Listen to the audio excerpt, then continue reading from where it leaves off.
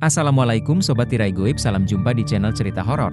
Silahkan subscribe, like, komen dan share yang sudah subscribe, semoga masuk surga.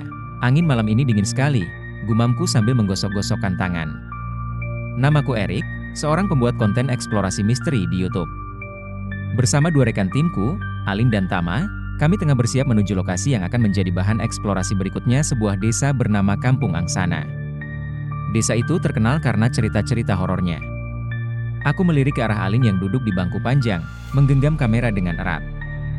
Wajahnya jelas-jelas menunjukkan ketegangan. "Erik, lo yakin mau ke sana? Gue udah cari tahu di internet, desa itu punya reputasi buruk. Banyak yang bilang orang luar nggak pernah balik setelah masuk," kata Alin. Sebelum melanjutkan kisahnya, buat kalian yang memiliki pengalaman atau cerita mistis, silahkan tulis di kolom komentar, kami akan buatkan kisahnya untuk kalian. Aku hanya tertawa kecil sambil mengangkat bahu. Justru itu serunya, Lin. Kalau gampang, gak bakal menarik buat konten. Jawabku. Tama, teman kami yang berbadan besar dan selalu tanpa percaya diri, ikut menimpali. "Ah, Alin, lo kebanyakan denger cerita horor. Kalau ada apa-apa, ada gue di sini." Dia menepuk-nepuk dadanya sendiri dengan bangga. Tak lama kemudian, suara klakson mobil tua memecah suasana. "Itu pasti Pak Karto," kataku sambil berdiri dan meraih tas punggung. Kami semua segera masuk ke mobil. Pak Karto, seorang pria parubaya dengan wajah penuh kerut, menyambut kami dengan anggukan kecil. "Jadi, kalian beneran mau ke Kampung Angsana?" tanya Pak Karto sambil menyalakan mesin. Suaranya berat, dan ada nada ketidaknyamanan di dalamnya. "Iya, Pak." "Ada apa memangnya?" tanyaku sambil memasang sabuk pengaman. Pak Karto tidak langsung menjawab. Ia menekan pedal gas, dan mobil perlahan melaju di jalan sempit yang dikelilingi pepohonan besar. Setelah beberapa menit, ia akhirnya buka suara. "Kampung itu bukan tempat biasa. Banyak cerita buruk tentang orang luar yang nekat masuk. Kalau kalian mau tahu, saya cuma antar sampai batas desa. Lewat itu, saya nggak berani," ujar Pak Karto dengan suara bergetar.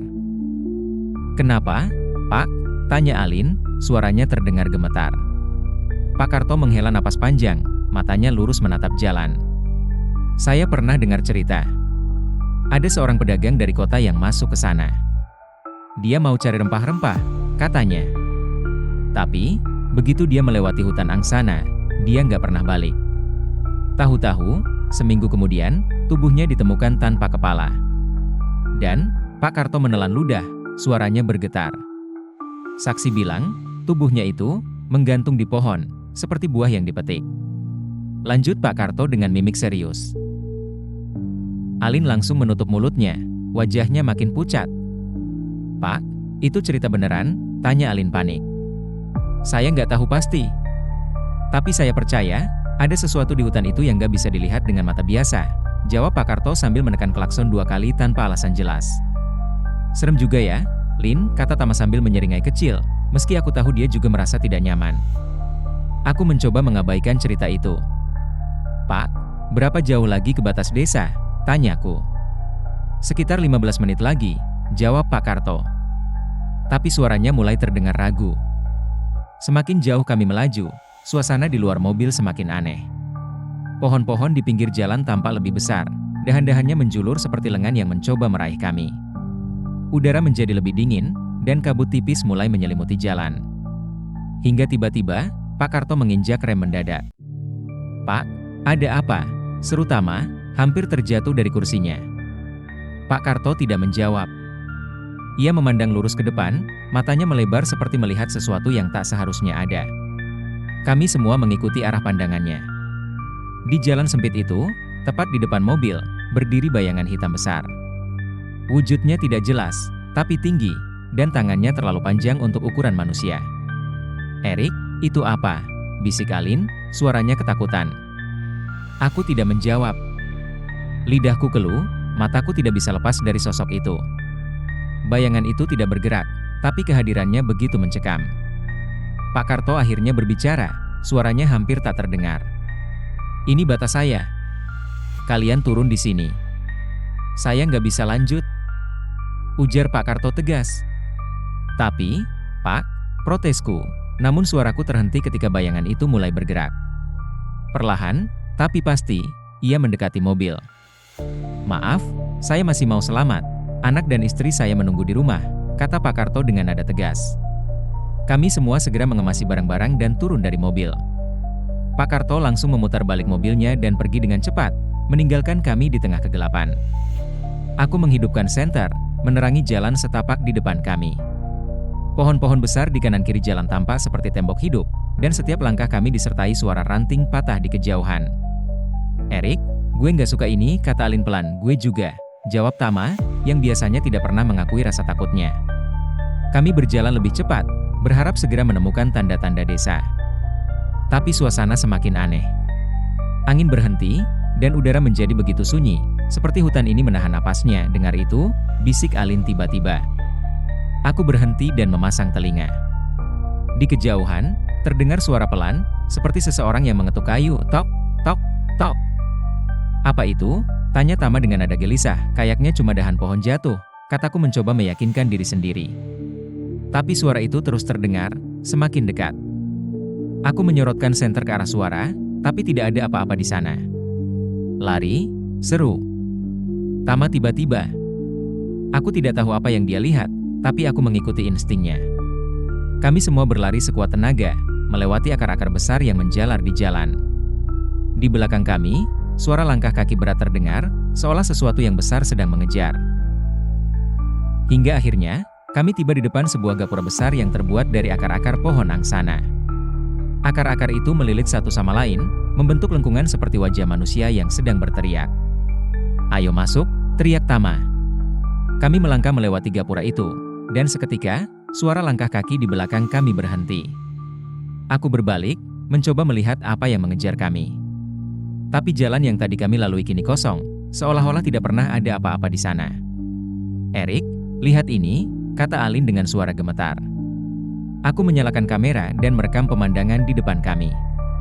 Pohon-pohon di sisi jalan kini berdiri lebih rapat, dan di antara bayangan gelapnya, aku melihat sesuatu yang membuat darahku membeku. Bayangan hitam itu ada di sana. Bukan hanya satu, tapi puluhan. Mereka berdiri diam, mengamati kami dari kegelapan. "Ini bukan desa, ini perangkap," bisik Alin dengan suara hampir tak terdengar.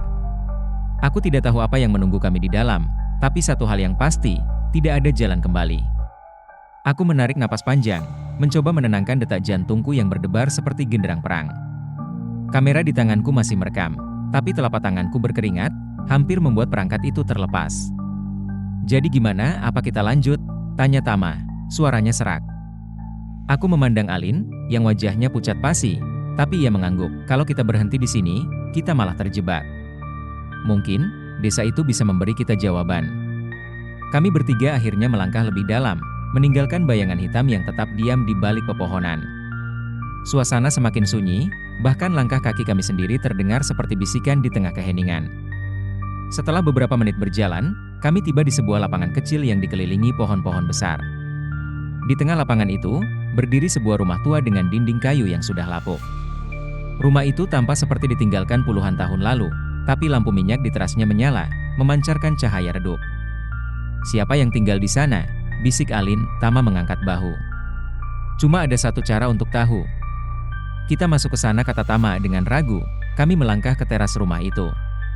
Saat hendak mengetuk pintu, pintu itu terbuka sendiri, mengeluarkan suara berderit yang panjang. "Selamat datang." Suara serak itu datang dari dalam rumah. Aku langsung menyorotkan senter ke dalam, tapi tidak ada siapapun di sana. Alin memegang lenganku erat-erat, sementara Tama, meski ragu, tetap melangkah masuk. Begitu kami semua berada di dalam, pintu tertutup dengan keras, membuat Alin menjerit kecil. "Tenang, tenang," bisik Tama, mencoba menenangkan kami. Di dalam rumah itu, ruangan penuh dengan benda-benda kuno, foto-foto hitam putih yang sudah memudar, perabotan kayu yang dipenuhi debu, dan sebuah meja besar di tengah ruangan, dengan lilin-lilin yang menyala. Tapi yang paling menarik perhatianku adalah sebuah cermin besar di sudut ruangan. Cermin itu aneh. Bingkainya terbuat dari akar pohon yang melilit, mirip dengan gapura yang kami lewati tadi. Permukaannya berkilauan, meskipun tidak ada cahaya yang langsung mengenainya. Aku mendekati cermin itu, dan saat aku berdiri di depannya, bayanganku tidak muncul di sana. Sebaliknya, aku melihat diriku sendiri, tapi dalam versi yang berbeda. Wajahku lebih tua, tubuhku kurus, dan mataku terlihat kosong. "Erik, jangan dekat-dekat," seru Alin, menarikku mundur. Tapi terlambat. Cermin itu tiba-tiba bersinar terang, dan sebelum aku sempat bereaksi, aku merasa ditarik ke dalamnya. Gelap. Saat aku membuka mata, aku berada di tempat yang sama, tapi semuanya berubah. Rumah itu kini terlihat baru, tanpa debu atau kerusakan. Di meja besar itu, ada beberapa orang duduk, mengenakan pakaian kuno. Mereka menoleh ke arahku, tapi wajah mereka pucat, seperti mayat hidup. "Siapa kalian?" tanyaku, suaraku hampir tidak keluar. Salah satu dari mereka, seorang wanita tua dengan rambut putih panjang, berbicara. "Kamu adalah tamu kami yang baru. Selamat datang di tempat yang tidak pernah meninggalkan siapapun." Aku mundur perlahan, tapi saat berbalik, aku melihat Alin dan Tama di sana, berdiri di sudut ruangan. Tapi wajah mereka juga berubah. Mereka tampak seperti bayangan dari diri mereka sendiri, dengan mata kosong dan kulit pucat. "Erik!" bisik Tama, suaranya seperti berasal dari jauh. "Jangan tinggalkan kami," pintanya. Aku merasa seluruh tubuhku gemetar. "Apa yang terjadi? Apa yang kalian lakukan pada teman-temanku?" tanyaku. Wanita tua itu tertawa kecil. "Mereka sudah menjadi bagian dari kami. Dan kamu akan segera menyusul," kata wanita itu. Tiba-tiba, ruangan itu mulai berputar. Dinding-dindingnya runtuh, berubah menjadi hutan dengan pohon-pohon angsana yang menjulang tinggi. Aku berlari sekuat tenaga, mencoba melarikan diri, tapi hutan itu seperti tidak ada ujungnya. "Alin! Tama!" aku berteriak, tapi hanya gema suaraku yang menjawab. Di tengah kepanikanku, aku melihat sebuah cahaya kecil di kejauhan. Dengan harapan terakhir, aku berlari menuju cahaya itu. Ketika aku akhirnya mencapai cahaya tersebut, aku menemukan diriku kembali di depan gapura yang kami lewati sebelumnya. Tapi kali ini, tidak ada Alin atau Tama. Kamera di tanganku sudah tidak menyala, dan semua rekaman tampaknya hilang. Aku berbalik untuk melihat hutan di belakangku, tapi hanya ada kegelapan.